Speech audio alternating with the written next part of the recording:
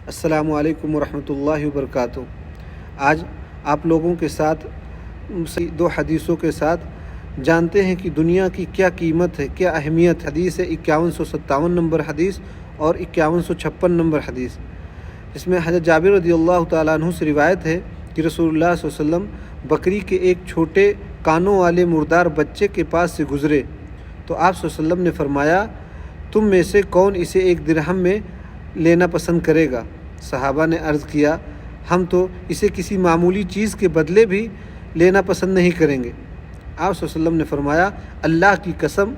اللہ کے نزدیک دنیا اس سے بھی زیادہ حقیر ہے جتنا یہ بکری کا مردہ بچہ تمہارے نزدیک حقیر ہے۔ یہ بخاری اور مسلم دونوں میں حدیث ہے۔ اب اس سے ہم اندازہ لگائیں کہ اللہ کے رسول صلی اللہ علیہ وسلم فرما رہے ہیں کہ دنیا کی اہمیت اس مردار بکری کے بچے سے بھی کم ہے اللہ کے نزدیک۔ اور ہم دیکھیں اس دنیا کو سب کچھ ہم نے سمجھ لیا ہے، اتنی ہمارے اندر اہمیت و قدر و قیمت ہے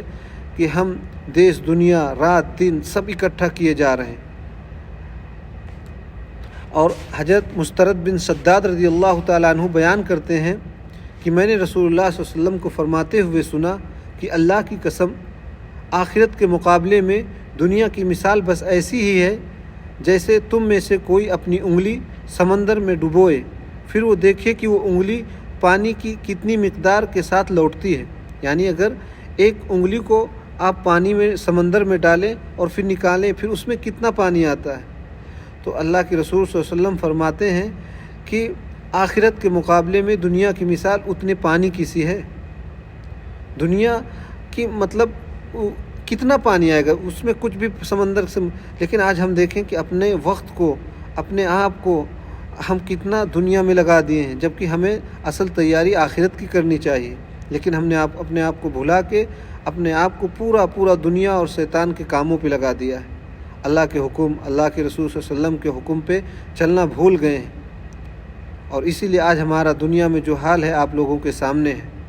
کیونکہ اللہ نے جو حکم نبی صلی اللہ علیہ وسلم کو لے کر بھیجا تھا اس دنیا میں، ہم نے پورا بھلا دیا ہے۔ نہ دین کی طرف ہمارے قدم اٹھتے ہیں، نہ ہماری رات نہ دن، کچھ بھی نہیں بدلتا۔ 5 وقت کی نماز بھی پڑھنا ہمارے اوپر محال ہے، اور ہم اپنے آپ کو سوچتے ہیں کہ اللہ تعالیٰ ہم پہ رحم کر دے، ہم پہ کرم کر دے، اور ہم خود سے کچھ اپنے اوپر رحم و کرم نہ کریں کہ ہم اللہ کے حکم اور اللہ کے طریقے، اللہ کے رسول صلی اللہ علیہ وسلم نے جو طریقہ بتایا ہے، اللہ تعالیٰ نے نبی کے ذریعے جو طریقہ بتلایا ہے، ہم اس پہ چلیں، اس پہ چلنے کی کوشش کریں، دعا کریں، تب جا کے ہماری زندگی میں بدلاؤ آئے گا، ہم پہ اللہ کا رحم و کرم ہوگا۔ صحابہ نے اللہ کے نبی نے جیسا بتایا، اللہ کا حکم جیسا ان کو سمجھایا، انہوں نے چل کے دکھایا، پھر ان کے ساتھ اللہ کی مدد آئی۔ اگر ہم بھی آج اللہ کی مدد اگر اپنے زندگی میں چاہتے ہیں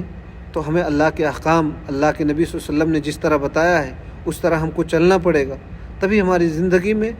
اللہ کی مدد آئے گی، تبھی ہماری زندگی، ہماری روح کو سکون ملے گا۔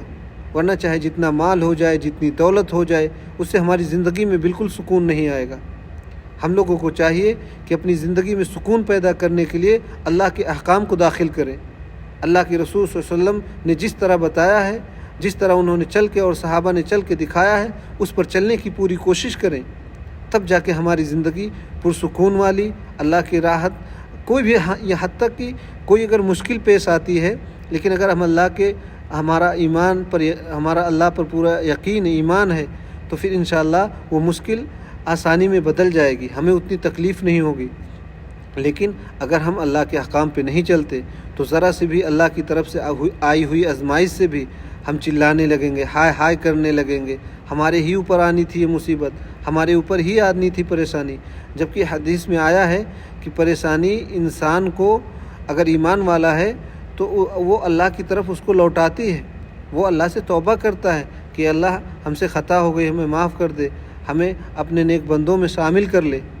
لیکن گنہگار جو بندہ ہوتا ہے تو وہ پھر اور شیطانیت پہ چلا جاتا ہے، وہ اور شکوے گلے کرنے لگتا ہے۔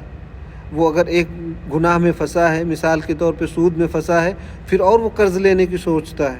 تو اللہ سے دعا ہے کہ اللہ تعالیٰ ہم سب کو دنیا کی اصل حقیقت کو سمجھنے والا بنائے، اور جس طرح